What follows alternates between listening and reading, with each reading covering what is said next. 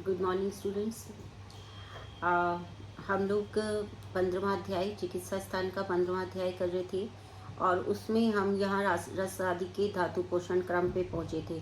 तो मैं आपको यहाँ ये जो है वो बताना चाहती हूँ कि जो ये रस आदि धातुओं का पोषण क्रम है, इसको आप फिजियोलॉजी में अच्छे से पढ़ चुके हैं कि रस से रक्त, रक्त से मांस इस तरह से कैसे बनता है। तो उसके अंदर 3 प्रकार के जो न्याय हैं वो आप जानते हैं। एक क्षीरदधी न्याय बताया गया। उस क्षीरदधी न्याय में क्या होता है कि रस पूरी तरह से अपना स्वरूप बदल के रक्त में, रक्त पूरी तरह से बदल के मांस में, और इस तरह से वो अपना जो परिवर्तन करते हुए अलग अलग धातुएं उत्पन्न हो जाती हैं। केदारी कुल्या न्याय में उन्होंने कहा था कि जिस तरह से क्यारियाँ होती हैं, एक मूल पंप होता है जैसे, और उसमें से जब पानी जाता है तो वो फिर उसी से विविध क्यारियों में जाता है और वो अपनी अपनी जगह जो क्षेत्र उस क्यारी वो जहाँ तक पहुँचती है उस क्षेत्र तक लेकर उस पोषण को चला जाता है। जैसे रस में रस की नाली चली जाएगी, रक्त में रक्त की चली जाएगी, मांस में मांस की चली जाएगी। इस प्रकार से जो आहार का प्रसाद अंश है वो इस तरह सब में बट जाता है। और खले कपोत न्याय में क्या होता है कि जिस तरह से कहीं दाना पड़ा हुआ हो तो कबूतर बहुत सारे होते हैं और वो अपने अपने उसको दाने को उठाते हैं सॉरी अपने अपने दाने को उठाते हैं और वो अपनी अपनी जगह पे चले जाते हैं। अब जिसका जो ठिकाना है सॉरी सॉरी जिसका जो ठिकाना है जहाँ से वो दूर है तो वो जल्दी देरी से पहुँचता है, और नज़दीक है तो वो नज़दीक पहुँच जाता है। लेकिन हम सब जानते हैं, मैंने इसे शॉर्ट में बता दिया क्योंकि आप फिजियोलॉजी में कर चुके हैं, पर हमने जो है खले कपोत का जो है वो उसको चक्रपाणी ने एक्सेप्ट नहीं किया है। चक्रपाणी जो है वो केदारी कुल्य न्याय को ही मुख्य रूप से मानते हैं।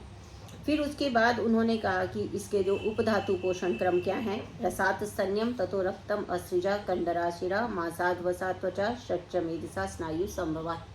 ये भी आप ऑलरेडी पढ़ चुके हैं तो हम इसको जल्दी से करेंगे। रस से स्तन्य और उसके बाद आर्तव, रक्त से कंडराएं और शिराएं, मांस से वसा और 6 त्वचाएं, और मेद से स्नायु की उत्पत्ति होती है। ये जो है ये उनके उपधातु हैं, आप सब जानते हैं।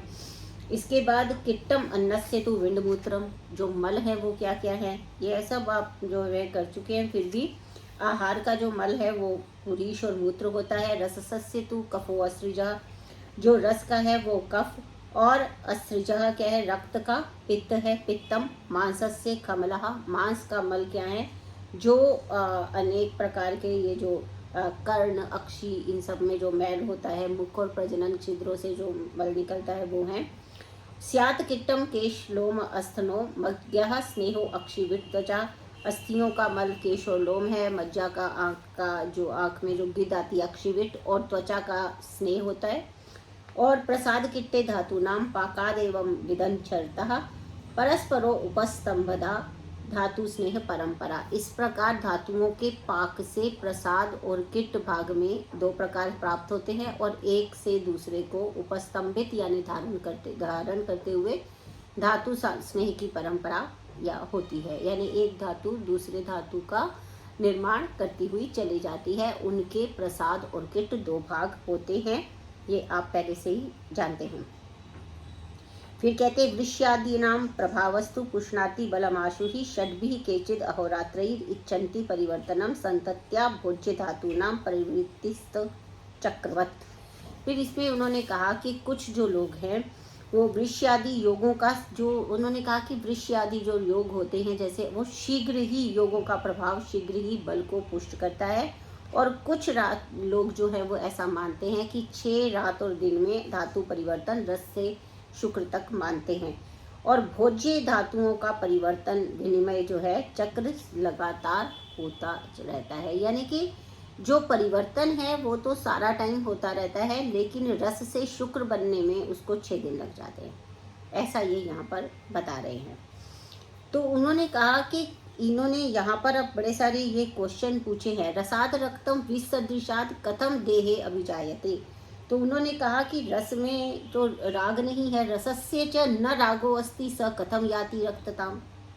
क्योंकि उन्होंने कहा कि इसमें आचार्य से पूछा कि शरीर में असमान होने के कारण रस और रक्त में असमानता है, फिर भी कैसे रस से रक्त बन जाता है?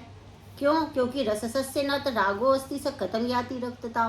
जो रस होते हैं उसके अंदर तो राग होता ही नहीं है, उसके अंदर तो लालिमा होती नहीं है, फिर वो कैसे रक्त में परिवर्तित होता है?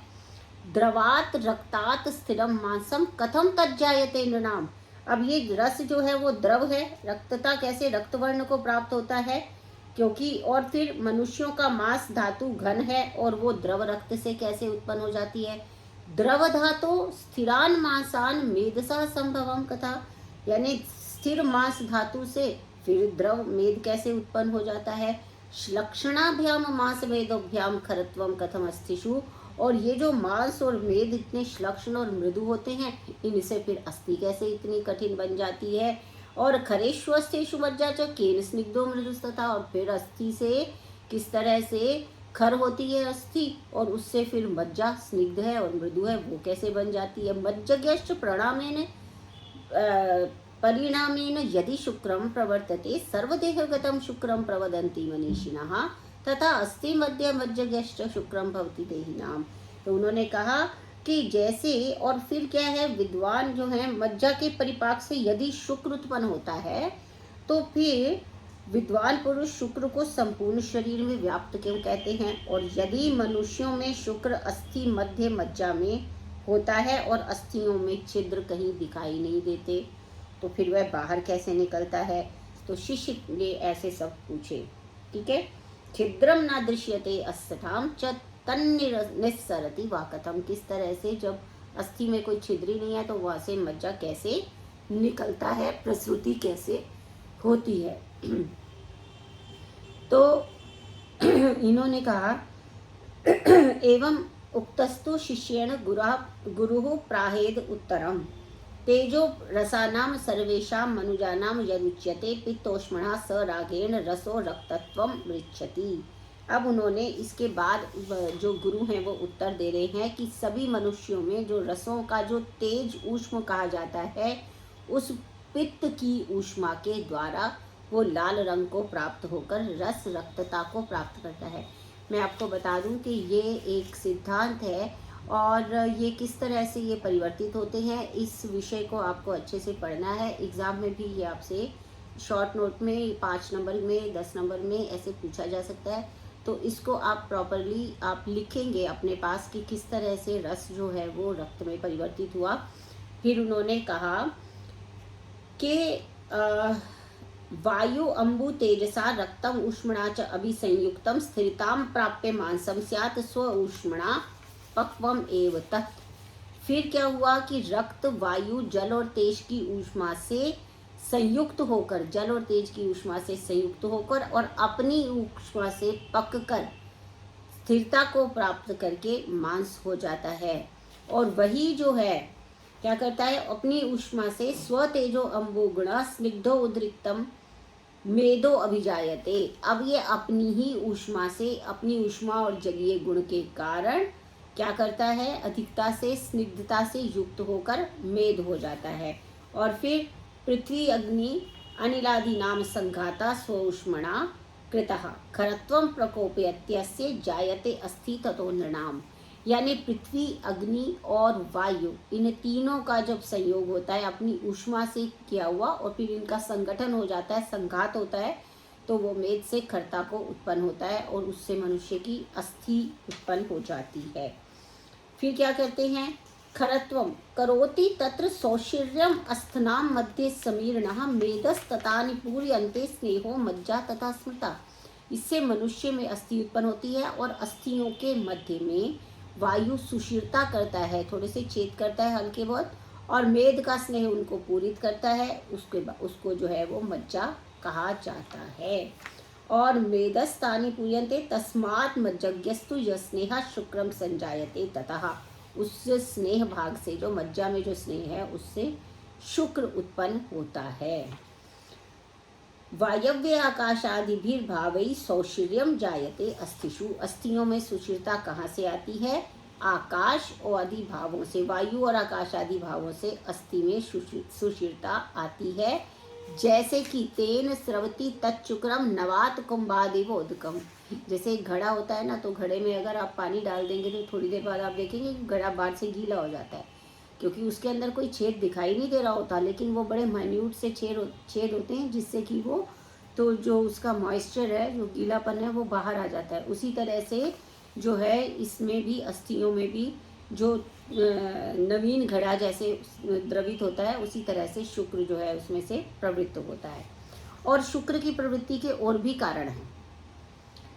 अब क्या है, हर्षेण उदीरितम वेगात संकल्पाच्च मनोभवात विलीनम घृत वद व्यायाम उष्मणा स्थान विच्युतम वस्तौ संभृत्य निर्याति स्थलाग्निम इव आदि ओदकम।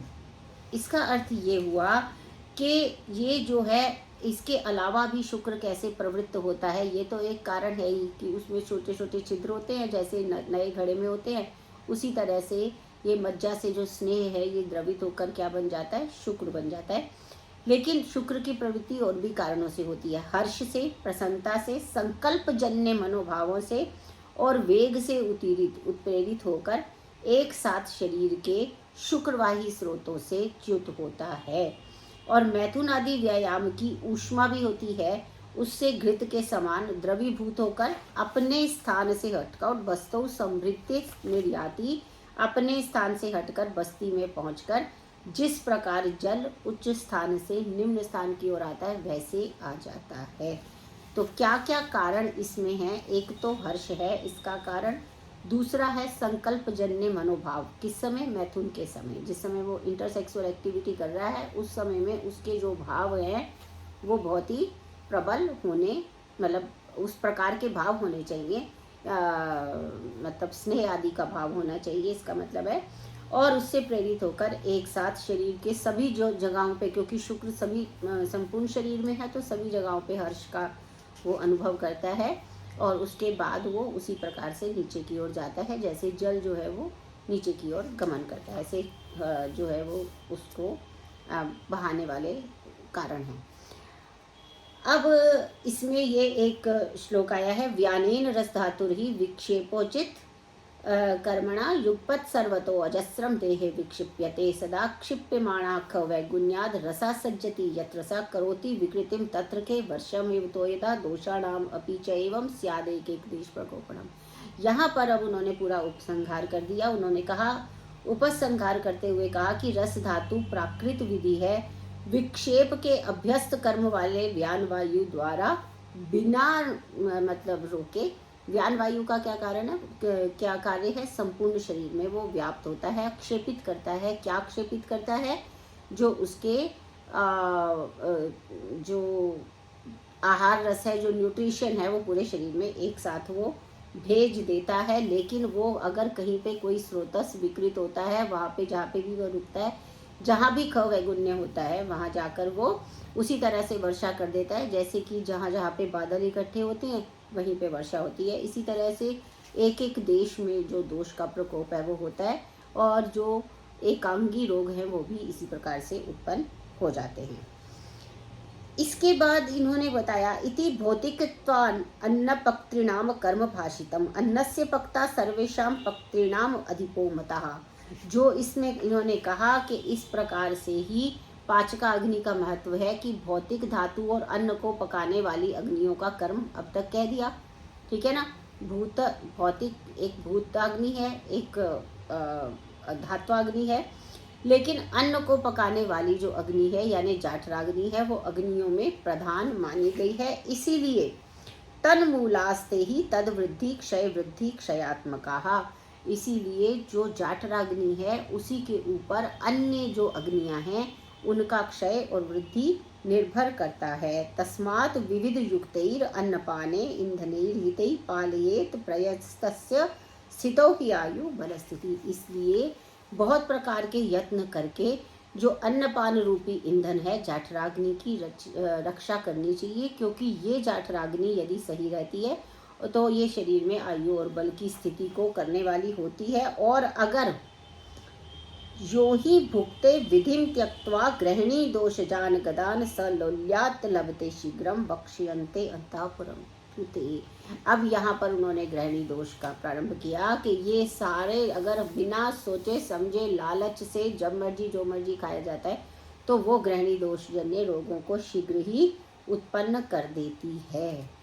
ठीक है, तो इन्होंने आधा इतना सारा चैप्टर पूरे 41 श्लोक तक सबसे पहले ये एक बैकग्राउंड फिर से बताई कि अन्न आहार किस प्रकार से महत्वपूर्ण है और अन्न किस प्रकार से महत्वपूर्ण है और धातु पोषण क्रम क्या होता है और किस तरह से धातुएं अपने अपने जो उनका भाग है उसको लेके वो चलती हैं और किस प्रकार से व्यान वायु सभी जगह पे जाती है। फिर उन्होंने ये बताया कि जहाँ पे कहीं रुक जाता है, कोई रुकावट होती है, तो वहीं पे ही जो है ये रोग उत्पन्न होते हैं। ये सारा डिस्क्रिप्शन देने के बाद तब वो आए कि ग्रहणी दोष कैसे होता है, कि अगर हम विधि को त्याग कर जो मर्जी आहार करते रहेंगे, लौल्य सबसे बड़ी बात है, लोभ लालच स्वाद का जो हमारा होता है कि बड़ा मन कर रहा है आज ये खा लेते हैं, ये आज तो ये खाने के बाद ये आ गया, मीठा आ गया तो चलो वो खा लेते हैं, है ना। तो ये सारी चीज़ें जो जिह्वा लोल्य के कारण बिना सोचे समझे खाई जाती हैं वो ग्रहणी दोष का कारण होती हैं, यहाँ ये बता रहे हैं। उसके बाद अजीर्ण आता है। अजीर्ण क्या है, सामान्य निदान और संप्राप्ति है। इन सब में आपको ध्यान में रखना है कि अजीर्ण भी अपने आप में एग्जाम में आने वाला एक पार्ट है, तो इसको आपको अच्छे से करना है। अभोजनात्, अजीर्णात्, अति भोजनात्, विषमशनात्, असात्म्य गुरु शीत रूक्ष संदुष्ट भोजनात्, विरेक वमन स्नेह विभ्रमात्, व्याधिकर्षणात्। ये मैं पहले भी कह चुकी हूँ कि जितने भी इस प्रकार से कारण आएंगे उनको आप ब्रैकेट में लिख के और नंबरिंग करते जाएंगे। जैसे अभोजनात् नंबर 1, अजीर्ण, अजीर्ण में ही भोजन कर लेना। अति भोजनात्, विषम भोजनात्, विषमशनात्, असात्म्य, असात्म्य भोजन, गुरु शीत अति रूक्ष संदुष्ट भोजनात्। ठीक है, असमय में भोजन करना, असात्म्य भोजन करना, गुरु शीत अत्यधिक रूक्ष और दूषित भोजन करना, ये सब नंबरिंग करके आप लिखेंगे।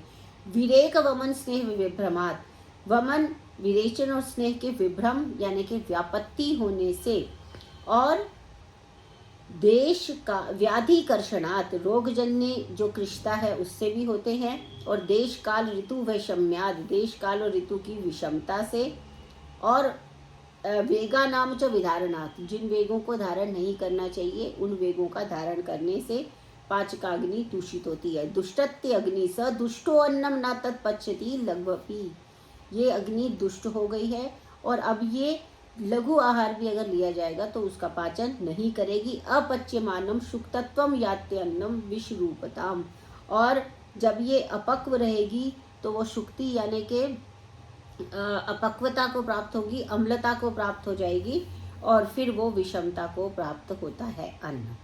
और उसके लक्षण क्या हैं, तस्य लिंगम अजीर्णस्य विष्टंभा सदनम तथा शिरसो रुक्च मूर्छा च भ्रमा पृष्ठ कटिग्रह।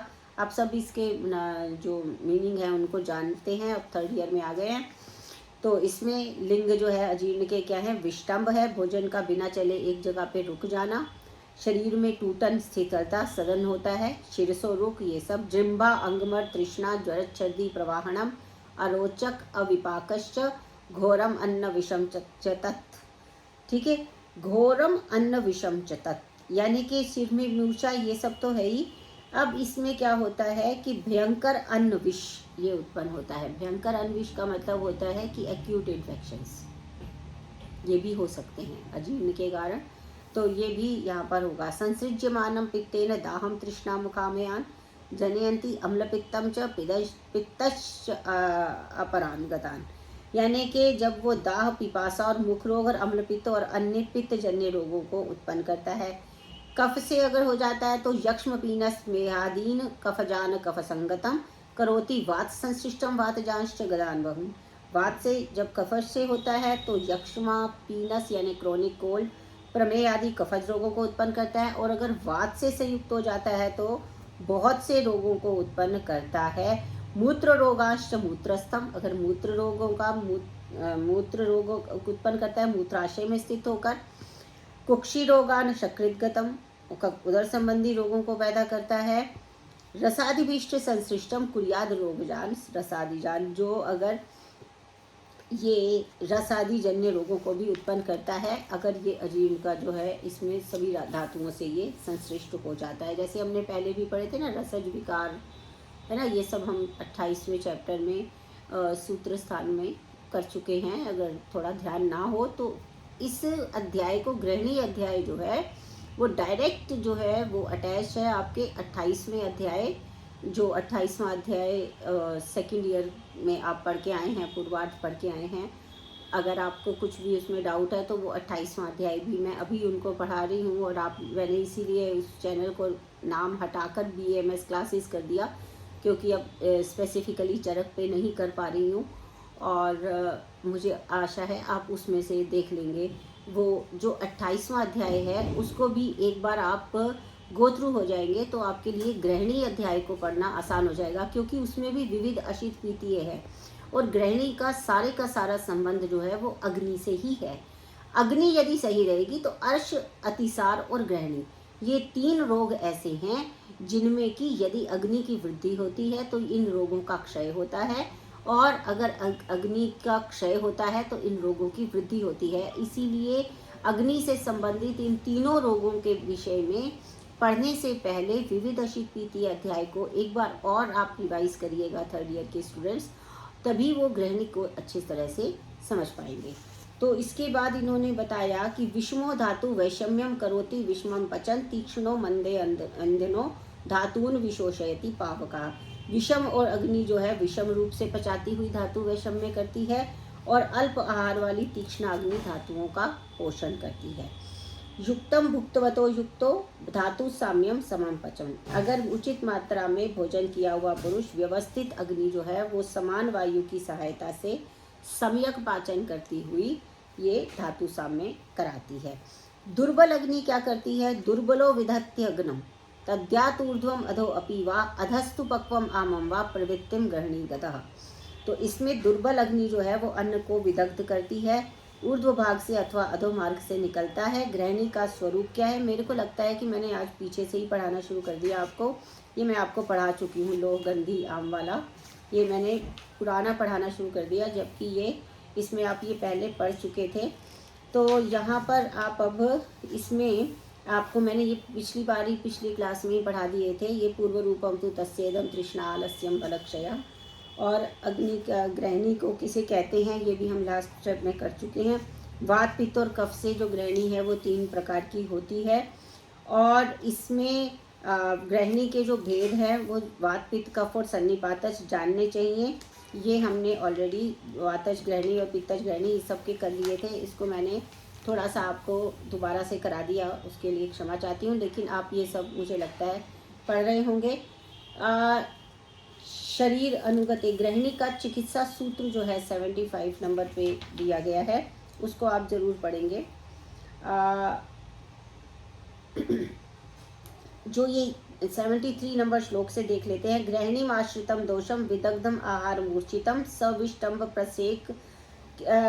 प्रसेका अर्ति विदाह रुचि गौरवई आमलिंगान्वितम दृष्ट्वा सुख उष्णेन अम्बुनोद्धरेत फलानां वा कषायेण पिपली सर्षपस्यै तथा लीनम पक्वाशयस्तम वा अप्यामम श्राव्यम सदीपनई। ये सब क्या है कि विदग्ध आहार से साम गृहिणी का लक्षण और चिकित्सा जो है ये विशेष रूप से आप करिएगा। इसमें विदग्ध आहार से कुपित गृहिणी में दोष जो हैं विष्टम्भता को प्राप्त होते हैं। उसमें जो है वो कब्ज है, विबंध है जिसे कहते हैं, प्रसेक, वेदना, विदा, अरुचि और गुरुता आदि लक्षणों से आम युक्त देखकर क्या करते हैं? गुनगुने पानी से अथवा पिपली और सरसों और मदन फल के क्वाथ से वमन कराना चाहिए। गृहिणी का जो चिकित्सा सूत्र है वो 75 नंबर पे है। मैंने पहले भी बताया कि चरक में जब भी आप चिकित्सा लिखेंगे तो पहले सूत्र लिखेंगे, फिर उसके बाद ही उसके योग लिखेंगे। तो शरीर अनुगते सामे रसे लंघन पाचनम विशुद्धामाशयास्मयी पंचकोलादि भीषितम दद्यात पेयादि लघ्वन्नम पुनर्योगांश दीपनान। अनुत्कृष्ट उदर में लीन अथवा पक्वाशय में स्थित आम दोष को भी दीपनीय योगों से चिकित्सा विरेचन औषधि से विरेचन करा दे, और शरीर में गए हुए साम आहार रस में लंघन पाचन करना चाहिए। पंचकोल से सिद्ध आहार देना चाहिए और दीपनीय घृत का प्रयोग करना चाहिए। यहाँ पर वातज गृहिणी में निरूह प्रयोग जो कहा गया है, किंचित संदुक्षिते त्वग्नौ सक्त विंड मूत्र मारुताम द्वयम त्रयम वा सस्नेहा स्विन्नाभ्यक्तम निरूहियेत। इस लाइन को आप अंडरलाइन कर लीजिए। 78 नंबर। द्वयहम त्रयहम वा संस्नेहै संस्नेह्य स्विन्न अभ्यक्तम निरूहयेत्। अग्नि के किंचित प्रदीप्त होने पर मल मूत्र और वायु बद्ध हो गए हों, जिसके कारण 2 दिन अथवा 3 दिन स्नेहन कराकर स्वेदन किए हुए को अभ्यंग करते हुए को निरूहण कराना चाहिए। ये एमसीक्यूज में भी पूछा जा सकता है कि कितने कितने दिनों में निरूहण के लिए कहा है वातज ग्रहणी में। और वातज ग्रहणी में विरेचन तत् एरंड तैलेन सर्पिषा तैलवकेन वा सक्षारेण अनिले शांते स्रस्त दोषम विरेचयेत्। विरेचन से शुद्ध किए हुए और रूक्षाशय वाले को जिसका मल बद्ध हो गया हो, इसमें वायु के शांत होने पर दोष शिथिल हो गया, उसको क्षार युक्त एरंड तेल से और क्षार युक्त तैलवक घृत से विरेचन कराना चाहिए। फिर अनुवासन है रूक्षम रूक्षाशयम बद्ध वर्चसम च अनुवासित। जब अगर शुद्ध किए हुए को रूक्षाशय वाले को जिसका मल बद्ध हो गया हो, उसको दीपनीय उसका अनुवासन करना चाहिए और उसके साथ साथ दीपनीय अम्ल वात सिद्ध तेलेन मात्रया निरूढ़म च विरिक्तम च सम्यक च एव अनुवासितम लघुवन्नम प्रति संभुक्तम सर्पिस अभ्यासियेत पुनः। यानी निरूहण और विरेचन और अनुवासन होने के बाद लघु अन्न का भोजन किए हुए को पुनः घृत का अभ्यास कराना चाहिए।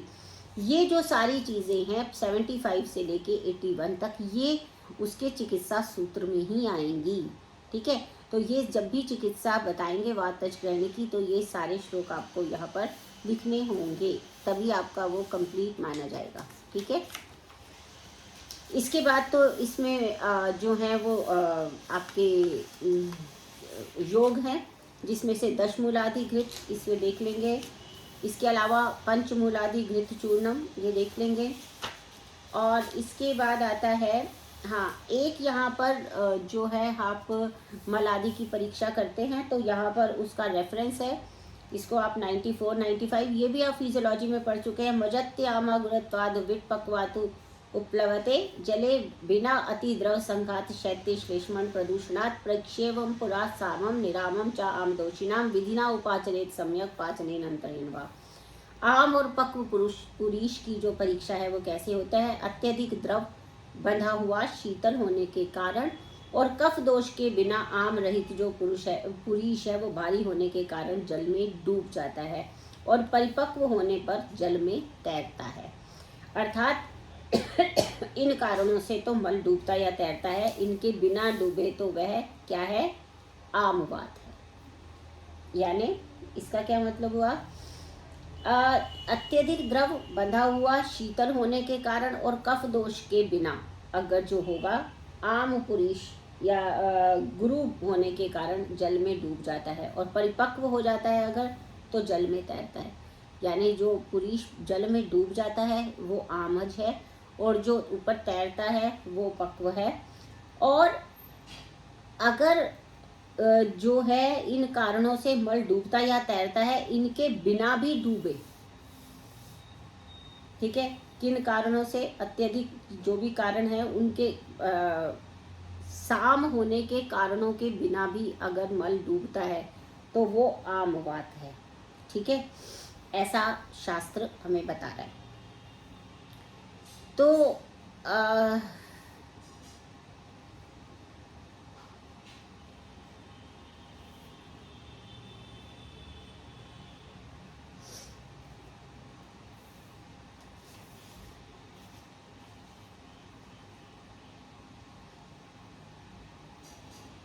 अब इसमें क्या है? साम निराम चिकित्सा। ग्रहणी दोष में परीक्षेयम पुरा सामम निरामम चाम दोषिनाम। ग्रहणी दोष में पहले साम निराम की परीक्षा करें और पाचन विधि के द्वारा निराम होने पर फिर संशमन और संशोधन जो भी विधि पूर्वक है उसका उपचार करना चाहिए। सबसे पहले जो है वो आम दोष उसमें है या नहीं, इसका निराकरण हमें करना है, उसके बाद ही हम चिकित्सा करेंगे। क्योंकि अगर साम है तो पहले उसका दीपन पाचन करना जरूरी है। ठीक है, फिर इसमें चित्रकादि गुड़िका है और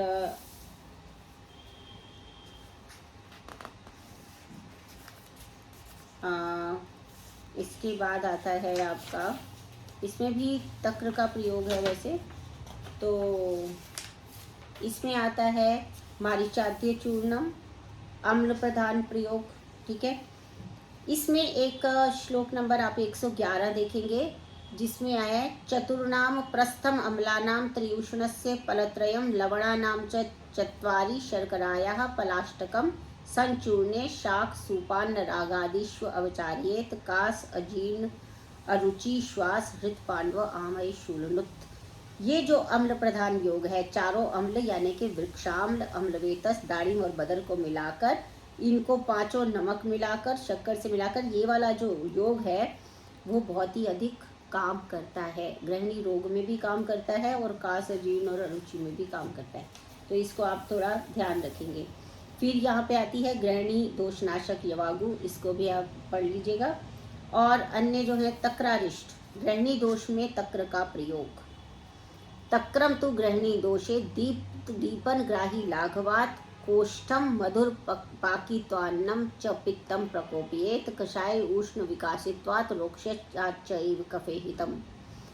इसमें भी तक्र का प्रयोग है और हम पहले उदर रोग में भी तक्र का प्रयोग कर चुके हैं। तो गृहिणी में जो तक्र का प्रयोग है उसके ऊपर आप विशेष रूप से टिप्पणी भी आ सकती है, इसलिए आप एग्जाम के लिए इसको तैयार रखेगा। और तक्रारिष्ट भी यहाँ पर बताया गया है, आपको पता होना चाहिए कि किस रोगाधिकार में कौन सा योग है। मैंने पहले भी बताया था कि जिस चैप्टर में जहाँ स्पेसिफिकली लिखा हुआ है तक्रारिष्ट है या जो भी शब्द लिखा हुआ है उसके हिसाब से ही आपको वो पढ़ना है। तो गृहिणी दोष में दीपन ग्राही और लघु होने के कारण तक्र श्रेष्ठ है, और मधु विपाकी होने के कारण ये पित्त को प्रकोपित नहीं करता। कषाय रस उष्णवीर्य विकासी और रूक्ष गुण के कारण कफ में हितकर है। मधुर अम्ल और गाढ़ा होने के कारण वात में हितकर है। इसीलिए सद्य, सभी जल्दी से तैयार हुआ, ऐसे नहीं कि उसको रख देना है, सद्य होना चाहिए, जैसे ही बनाया वैसे ही पीना, नहीं तो वो विदाही अम्लता को प्राप्त हो जाता है। और ये तक्र का प्रयोग जैसे मैंने बताया उदर रोग और अर्श रोग के लिए किया गया है। इन सभी को गृहिणी दोष में प्रयुक्त करना चाहिए। तक्रारिष्ट भी फिर इसमें बताया गया है और ये बहुत ही अच्छी रहती है जो तक्र होती है। ये अर्श, उदर और गृहिणी, इस तरह से भी आपसे क्वेश्चन पूछा जा सकता है। अर्श, उदर और गृहिणी में तक्र का प्रयोग क्यों किया जाता है और किस प्रकार किया जाता है, ये एक प्रश्न है जिसका उत्तर आपको लिखना है इन तीनों चिकित्साओं में तक्र का प्रयोग देखते हुए। ठीक है, ये काम है आपका, इतना काम तो करोगे। पित्तज गृहिणी की जो चिकित्सा है, स्वस्थानगतम उत्कृष्टम अग्नि निर्वापकम विषम पित्तम ज्ञात्वा विरेकेण निर्हरेत वमनेन वा। कैसे करना है, ये चिकित्सा का सिद्धांत है। चिकित्सक अग्नि को बुझाने वाले अपने स्थान पर गए हुए पित्त को उत्कृष्ट जानकर विरेचन से या वमन द्वारा बाहर निकाले। अविदाही भीर अन्नैश्च, विदाह उत्पन्न ना करने वाले लघुभिस तिक्त संयुतई, लघु और तिक्त द्रव्यों से संस्कृत अन्न है।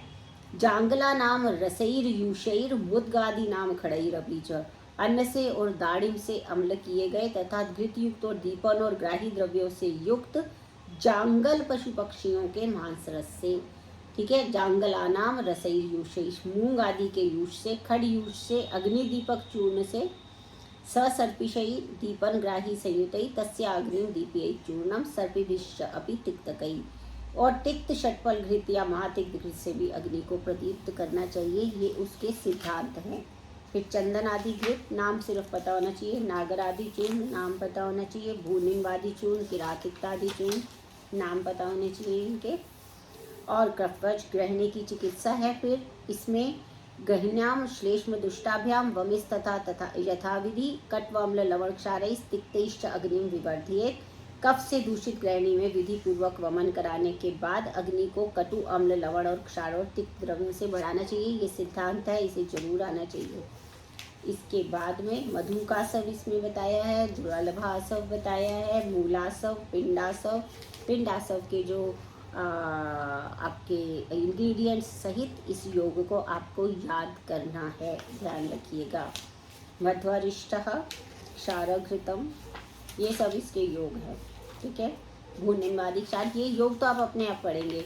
इसके बाद इसमें है पंचम क्षारः, ये चतुर्थ क्षारा, पंचम क्षारा। ये जो पंचम क्षारा है इसके भी आप जो इंग्रेडिएंट्स है उसको याद रखेंगे। इसके बाद आता है आपकी त्रिदोषे विधि, ये 194 नंबर है। चिकित्सक त्रिदोषे वैद्यई पंचकर्माणि कारयेत घृत क्षार आसवरिष्टान दद्याच्च अग्नि विवर्धनान क्रिया या च अनिलादीनां निर्दिष्टा ग्रहणीं प्रति व्यत्सात् समस्तां व कुर्याद दोष विशेषवित। इसका अभिप्राय ये है कि चिकित्सक त्रिदोषज ग्रहणी दोष में पंचकर्म को विधि पूर्वक कराए, ये सिद्धांत है, इसको याद रखना है। जाठराग्नि को बढ़ाने वाले घृत क्षार आसव और अरिष्टों को दे और ग्रहणी दोष के लिए वात आदि दोषों की जो चिकित्सा बताई गई है वो दोष विशेष को जानने वाला चिकित्सक करे। इसमें विपर्य क्रम पूर्वक सभी दोषों के लिए सभी क्रियाएं जो जिस दोष के लिए उपयोग हो वो भी एक साथ करे। एक दोष के लिए एक क्रिया करे, दूसरे की क्रिया दूसरे दोष के लिए करे। इस तरह से व्यत्सात का यहाँ पर जो मतलब है वो क्या है, इसका तात्पर्य विपरीत क्रम ना होकर विपर्य क्रम है, अर्थात एक क्रिया करके दूसरी क्रिया करना, नहीं तो विपरीत क्रम नहीं है। एक क्रिया की फिर दूसरी क्रिया की, यह त्रिदोषज ग्रहणी की चिकित्सा बता रहे हैं। इसका मतलब है कि जिसमें जौन सा दोष अधिक हो, प्रकोपित हो, उसकी चिकित्सा पहला करे, फिर दूसरे दोष की, फिर तीसरे दोष की। इसके बाद वापस पहले या दूसरे दोष के लिए क्रिया करे। और यह भी कहा जाता है कि पहले वात की, फिर पित्त की और फिर कफ की करे, उसके बाद पुनः वात और कफ, फिर कफ की, ऐसे विपर्य क्रम से करना चाहिए। तो ये व्यत्सात कर्म कहलाता है। व्यत्सात क्रिया करे या समस्ता क्रिया करे, अर्थात संपूर्ण दोषों की विकृति को ध्यान में रखते हुए सभी क्रियाएं एक साथ करे। वो भी वो वैद्य की जो बुद्धि है, युक्ति है, उसके ऊपर डिपेंड कर सकता है। ठीक है, तो इसको हम ये कहते हैं, एक साथ मिलके इसको करते हैं, एक साथ सभी क्रियाओं को करते हैं। अनेक कर्म करने वाले द्रव्यों को मिलाकर जो प्रयोग किया जाता है, यानी कि जिसमें हम देख लेते हैं कि किसमें सिनर्जेटिक इफेक्ट आ सकता है, तो बहुत सारे द्रव्य भी मिला के किए जा सकते हैं। क्योंकि त्रिदोषज है तो सभी दोषों को ध्यान में रखते हुए ये करना चाहिए। ग्रहणी दोष नाशक जो विधियां हैं वो यहाँ पर बता दी गई हैं। स्नेहनम स्वेदनम शुद्धिर लंघनम दीपनम च यत् चूर्णानि लवण क्षार मध्वरिष्ठ सुरासवः विविधास तक्र प्रयोगाश्च दीपना नाम च सर्पिशाम ग्रहणी रोगे भी सेव्यः। ये एक तरीके से चिकित्सा का उन्होंने उपसंहार किया है कि किस प्रकार से ग्रहणी की चिकित्सा दोषनाशक विधियां क्या होती हैं। स्नेहन, स्वेदन, संशोधन, लंघन और अग्नि को प्रदीप्त करने वाली चीजें, अनेक प्रकार के चूर्ण, लवण, क्षार, मध्वष्ट जैसे हम पढ़ रहे हैं, तक्र प्रयोग और जाठराग्नि को, ये विशेष रूप से ये पूरे का पूरा जो ये है 196 और 197, ये बेसिकली ग्रहणी दोषनाशक विधियों के रूप में इन्होंने एक जितनी भी पहले चिकित्सा बता रहे थे उसका एक प्रकार से उपसंहार कर दिया। क्रियाम च अवस्थितिम शृणु। अब क्रिया ग्रहणी दोष की अवस्था अनुसार जो चिकित्सा है उसको अब बता रहे हैं इसमें। और मुझे लगता है कि हम इसको नेक्स्ट क्लास में लेते हैं। क्रियाम च अवस्थितिम शृणु 198 नंबर श्लोक से हम इसको फिर लेंगे और नेक्स्ट क्लास में हम इसको ख़त्म कर देंगे। ठीक है, तो तब तक के लिए आप पढ़ते रहिए। जो भी आपके प्रॉब्लम्स हो चरक संहिता में, आप मेरे से कांटेक्ट कर सकते हो उसके माध्यम से, व्हाट्सएप के माध्यम से। और एक बार पुनः क्षमा चाहती हूँ इस अल्टरनेट अरेंजमेंट के लिए, and I hope you can understand. Thank you so much.